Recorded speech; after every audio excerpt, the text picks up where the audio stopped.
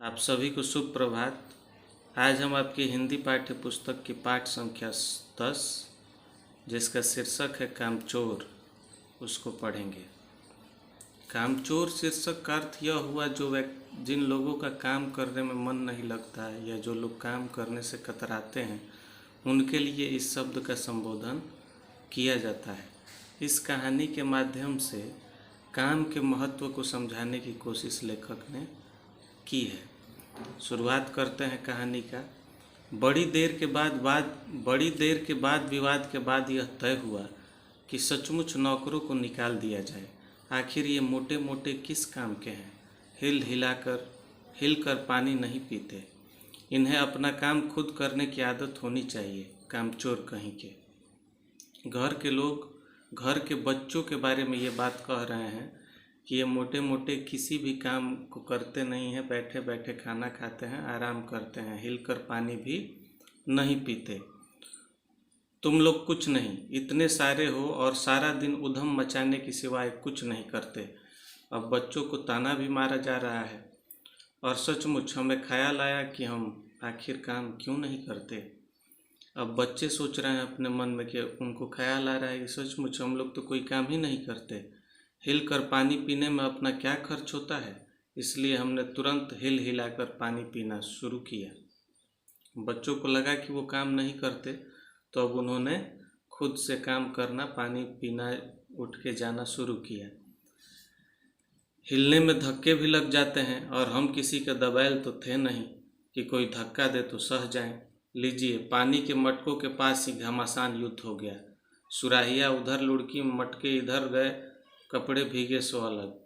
यह भला काम करेंगे? अम्मा ने निश्चय किया। करेंगे कैसे नहीं? देखो जी, जो काम नहीं करेगा उसे रात का खाना हरगिज नहीं मिलेगा, समझे? यह लीजिए। बिल्कुल शाही फरमान जारी हो गया। जब बच्चों ने खुद से पानी पीना शुरू किया तो चूँकि वो संख्या में ज़्यादा थे और चंचल थे, तो सभी पानी पीने जाते, एक दूसरे को धक्का मारते, पहले मैं। इसमें सुराहियाँ भी इधर उधर लुढ़क गई और खुद के कपड़े भी भीगे। घर वालों को लगा कि इन लोगों से कभी काम होगा, लेकिन तभी उनकी माँ ने शर्त रखा कि जो काम नहीं करेगा उसे घर का खाना शाम को नहीं मिलेगा। हम काम करने को तैयार हैं, काम बताए जाए, हमने दुहाई दी। अब लड़कों ने कहा कि ठीक है, हम काम करने के लिए तैयार हैं, हमें काम बताए जाए। बहुत से काम हैं जो तुम कर सकते हो। मिसाल के लिए दरी कितनी मैली हो रही है, आंगन में कितना कूड़ा पड़ा है, पेड़ों में पानी देना है। और भाई, मुफ्त तो यह काम करवाए नहीं जाएंगे, तुम सबको तनख्वाह भी मिलेगी। अब घर वालों ने लालच भी दिया कि अगर तुम लोग अपने सारे काम स्वयं करोगे, काम भी बताए, तो तुम लोगों से यह काम फ्री में नहीं कराए जाएंगे, तुमको उसकी तनख्वाह भी मिलेगी। अब्बा मियाँ ने कुछ काम बताए और दूसरे कामों का हवाला भी दिया। माली को तनख्वाह मिलती है, अगर सब बच्चे मिलकर पानी डालें तो। खुदा के लिए नहीं, घर में बाढ़ आ जाएगी, अम्मा ने याचना की। फिर भी तनख्वाह के सपने देखते हुए हम लोग काम पर तुल गए।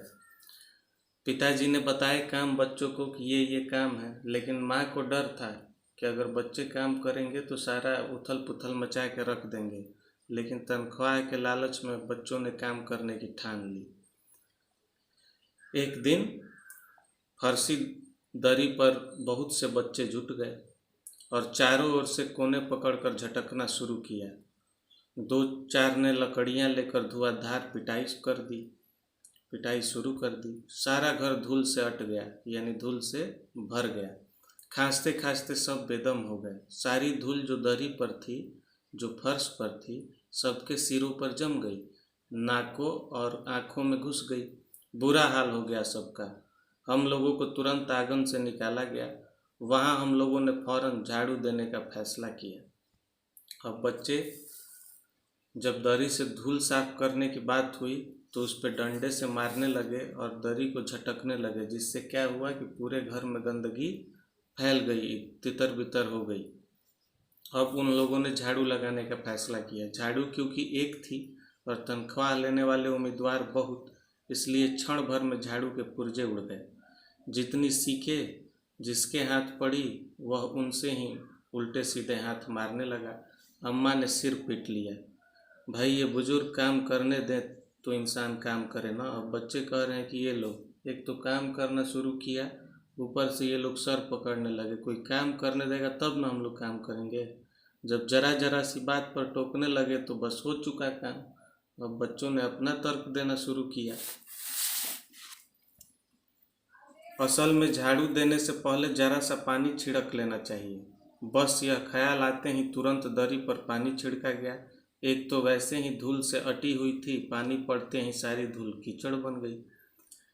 अब सब आंगन से निकाले गए। तय हुआ कि पेड़ों को पानी दिया जाए।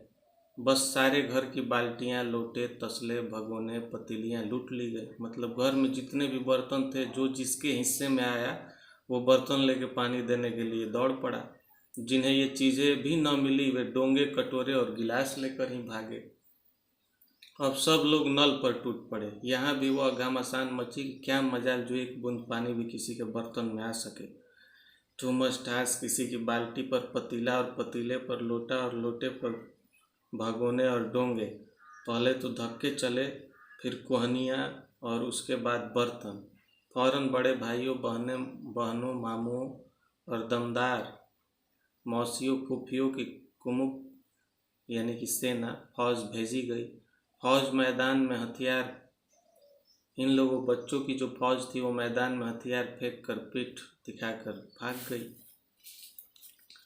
इस घिंघा मुश्ती में कुछ बच्चे कीचड़ में लथपथ हो गए, जिन्हें नहलाकर कपड़े बदलवाने के लिए नौकरों की वर्तमान संख्या काफ़ी नहीं थी। यानी अधिकांश नौकर छुट्टी पर थे। जो थे इन सभी को नहलवाने और कपड़े बदलने के लिए पर्याप्त नहीं थे, पूरे नहीं थे। पास के बंगलों से नौकर आए और 4 आना प्रति बच्चा के हिसाब से नहलवाए गए। हम लोग कायल हो गए कि सचमुच यह सफाई का काम अपने बस की बात नहीं, और न पेड़ों की देखभाल हमसे हो सकती है। कम से कम मुर्गियां ही बंद कर दें। बस शाम ही से जो बांस छड़ी हाथ पड़ी, लेकर मुर्गियां हाँकने लगे। चल दबड़े दबड़े। पर साहब, मुर्गियों को भी किसी ने हमारे विरुद्ध भड़का रखा था। ऊँट पटांग इधर उधर कूदने लगी। 2 मुर्गियां खीर के प्यालों से, जिन पर आया चांदी के वर्क लगा रही थी, दौड़ती फड़फड़ाती हुई निकल गई।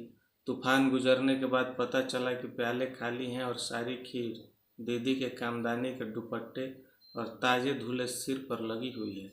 एक बड़ा सा मुर्गा अम्मा के खुले हुए पानदान में कूद पड़ा और कत्थे चून्हे से लुथड़े हुए पंजे लेकर नानी अम्मा की सफ़ेद दूध जैसी चादर पर छापे मारता हुआ निकल गया। यानी कि बच्चे जो हैं, उन्होंने जिस काम को भी हाथ लगाया अभी तक, पेड़ में पानी डालने गए तो वहाँ भी आपस में लड़ाई कर दी और सारे कपड़े गंदे कर लिए, बर्तन भी तोड़ फोड़ कर दिए। दरी का धूल झाड़ने के लिए गए, फर्श का धूल झाड़ने, पूरे घर में धूल फैला दी। उसके बाद झाड़ू लगाने गए तो पूरी झाड़ू का एक एक सीक अलग कर दिया। फिर पानी छींटकर दरी पर या फर्श पर पूरी तरह से कीचड़ मचा दिया। अब मुर्गियां खोली तो पूरे घर में मुर्गियों ने तहस नहस कर डाला, इधर उधर पैर मार के। आज हम लोग इतना ही अंश पढ़ेंगे। इस कहानी का अगला अंश अगले वीडियो में। धन्यवाद।